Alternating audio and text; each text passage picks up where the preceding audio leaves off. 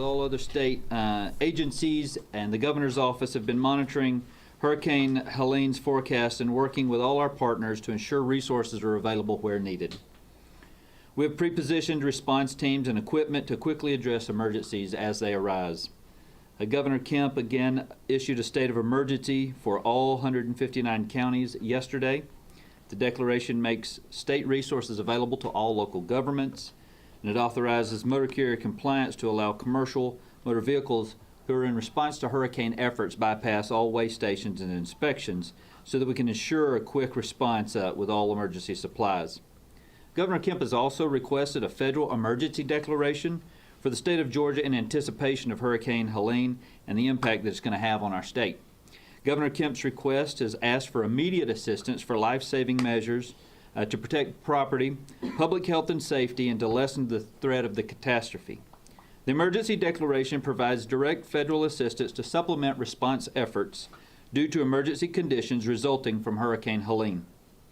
Our team has also put together requests. As I told you yesterday, EMAC requests, or the Emergency Management Compact, will be reaching out. We've requested an additional fleet of generators from the state of New Jersey, and so we're appreciative of their response.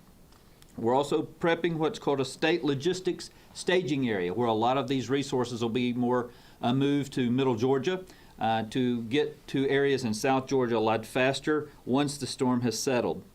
The Department of Public Safety continues in collaboration to ensure routes are clear and that we're able to access all state roads as quickly as possible. If you've left a stranded vehicle on the side of the road, there's a good chance you won't find it when you get back. It will have been towed, because we're clearing all emergency lanes and shoulders as well. The Department of Ag has opened up an animal shelter committed to assisting anybody who is having to evacuate. We're working with other possibilities to ensure all animals, equine, and any other animal or personal companion has a place to go. Also, tomorrow, beginning tomorrow, the Georgia DOD, or our National Guard partners, will activate 250 Guard men and women and stage them for rapid deployment with cut teams and transportation teams to move resources as needed around the state. I also would like to thank our partners at DNR, Georgia Forestry Commission, and the DOC for their response. They've got cut teams that are ready, response teams, and swiftwater rescue teams prepared to deploy. A quick brief on the weather. As you know, Hurricane Helene is expected to rapidly intensify as it moves north through the Gulf. We just received a report, and that's one of the reasons we were late, is now projected that it will make landfall as a Category 4 hurricane in the Appalachia Bay area tomorrow evening. Southwest and south central Georgia are under hurricane warnings and should expect hurricane conditions beginning tomorrow evening, lasting through Friday. Hurricane warnings with this latest update have been extended up to the Macon-Columbus line, so that's a little further in than we anticipated. And now tropical storm winds are expected to extend all the way through Georgia up to the Tennessee line and possibly further. We're still anticipating rain. As you see outside right now, we're getting rain in North Georgia. There was a wedge that moved in and a front that we were certainly hoping wasn't going to happen, but here we are. We'll deal with it as we come. But that's going to increase the significant risk for flash flooding in and around Metro Atlanta and certainly most of North Georgia for Thursday and Friday. Heavy rainfall has already begun. 2 to 4 inches is expected to fall along Metro Atlanta around the I-85 corridor.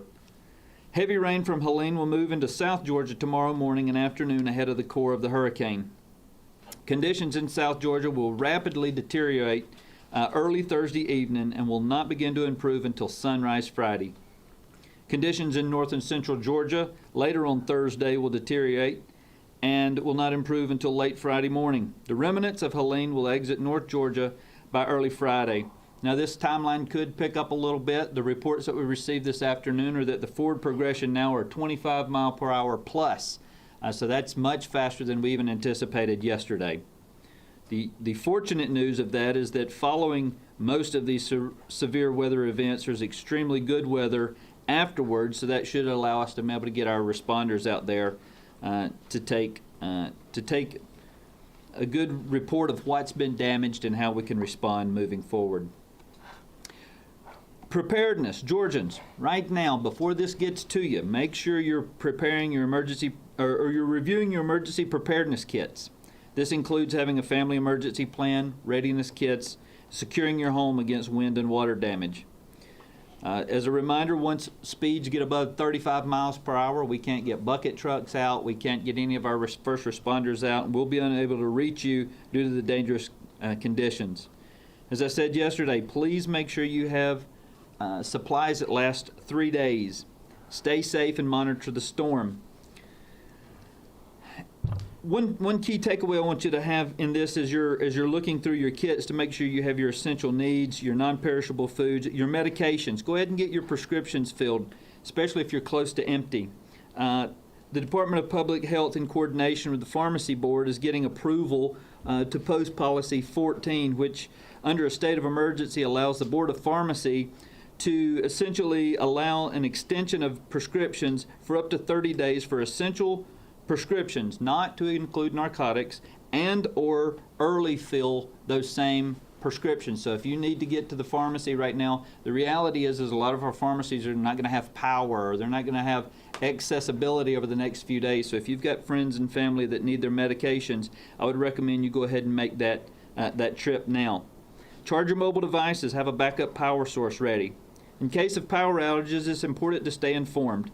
We strongly advise the public to avoid non-essential travel as this storm approaches, and allow evacuation orders to proceed if you get one from a local authority. Please stay indoors. We encourage residents to turn on their weather alerts.